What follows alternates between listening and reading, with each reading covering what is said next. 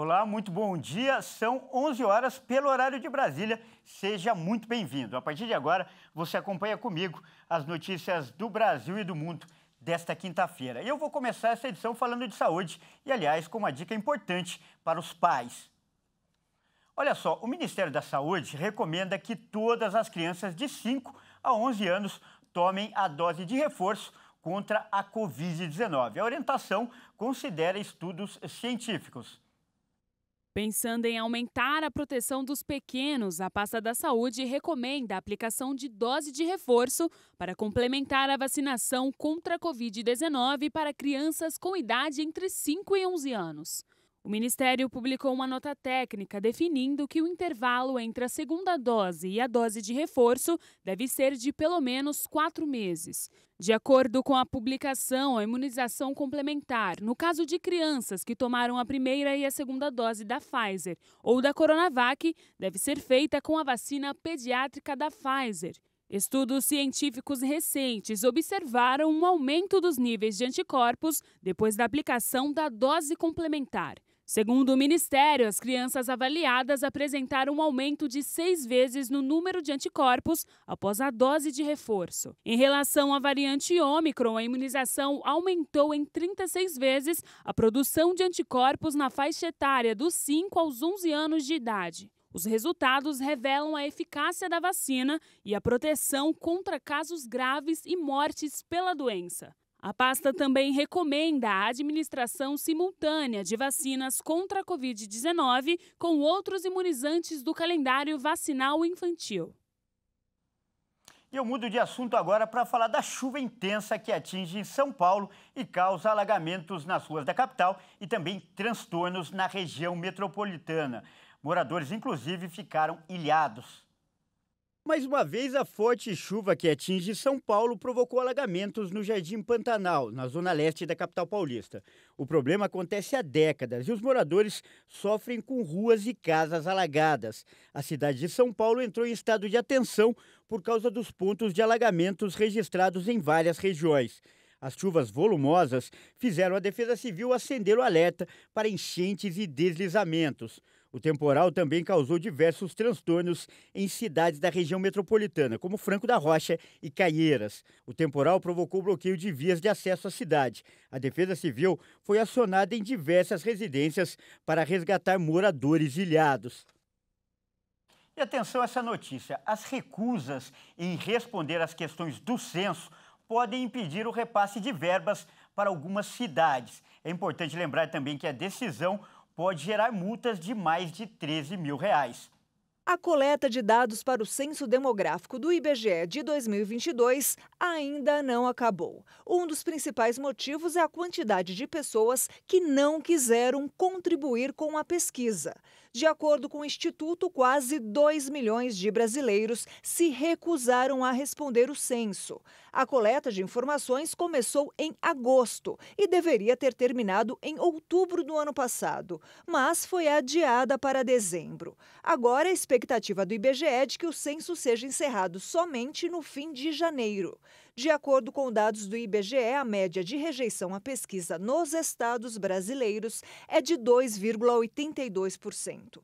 São Paulo tem a maior taxa de rejeição. 5,42% da população se negou a responder. Em seguida estão Mato Grosso, Rio de Janeiro, Roraima e Espírito Santo.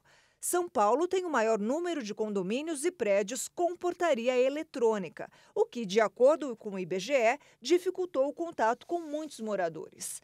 Responder ao IBGE é um dever legal de todos os brasileiros e aqueles que se recusarem podem ser multados em até R$ 13.200. E eu trago agora as notícias internacionais. A Câmara dos Representantes dos Estados Unidos tem enfrentado dificuldades para eleger um novo presidente. A demora também tem causado uma crise política na bancada republicana, que, aliás, é a maior da casa. Kevin McCarthy, favorito para substituir a democrata Nancy Pelosi, não foi capaz de acalmar a revolta de um grupo de cerca de 20 apoiadores de Donald Trump que o consideram moderado demais. O pequeno e intransigente grupo quer aproveitar a maioria apertada de assentos para impor condições, já que sem seu apoio, o republicano da Califórnia não poderá ser eleito. Nem mesmo a intervenção mais cedo de Donald Trump fez os apoiadores mudarem de ideia. Na internet, o ex-presidente pediu que todos os republicanos votem em McCarthy. O atual ocupante da Casa Branca, o democrata Joe Biden, chamou a situação de vergonhosa e alertou que o resto do mundo observa os Estados Unidos de perto. A situação sem precedentes nos últimos 100 anos no Congresso americano paralisa a instituição. Sem um presidente da Câmara dos Representantes, os congressistas eleitos não podem prestar juramento e, consequentemente, aprovar projetos de lei. A eleição para presidente da Câmara dos Representantes pode ser decidida em horas, mas em 1856 demorou 2 meses. E olha só, nós vamos mostrar agora algumas profissões nas quais os brasileiros têm feito sucesso no exterior e, aliás, têm sido cada vez mais requisitadas. Acompanhe. Uma dessas áreas é a odontologia. Famosa por formar dentistas e cirurgiões, o cuidado com os dentes em diversas regiões do mundo não é muito bem vista pela população. Assim, a formação de profissionais da área também não é realizada. Por outro lado, aqui no Brasil, nós contamos com as principais escolas de odontologia do mundo, como o curso da Universidade de São Paulo. Dessa forma, a imigração da mão de obra brasileira nessa área cobre literalmente um buraco no bem-estar social e supre a necessidade do cuidado bucal em regiões dos Estados Unidos e da Europa. Além dos dentistas, uma outra área tem tido um grande apreço lá fora: a culinária brasileira. Com seu sabor inigualável e uma preparação dedicada, os chefes e cozinheiros brasileiros têm ganhado ainda mais espaço no cenário internacional. A biodiversidade do país, que gera sabores únicos em biomas tão diferentes, também é um dos fatores que diferenciam a comida dos chefes brasileiros. Restaurantes de comida tradicional brasileira têm chamado cada vez mais as atenções e ganhado estrelas Michelin, um prêmio que poucos conquistam e asseguram a qualidade do alimento ali produzido. Por fim, uma outra profissão que tem sido aclamada pela mão de obra brasileira e que nacionalmente não tem muita valorização são os mecânicos. Para os mecânicos brasileiros que moram ao redor do mundo, um jeitinho nosso, o brasileiro, é a chave para o sucesso nessas regiões. O motivo é que o jeitinho brasileiro se torna uma vantagem no ramo da mecânica, já que às vezes eles conseguem corrigir o problema sem ter que trocar todas as peças, como é de costume se fazer nos países estrangeiros. A busca por oportunidades no mercado de trabalho pode ser difícil em território nacional. Então, quem sabe o seu futuro não esteja em outro país.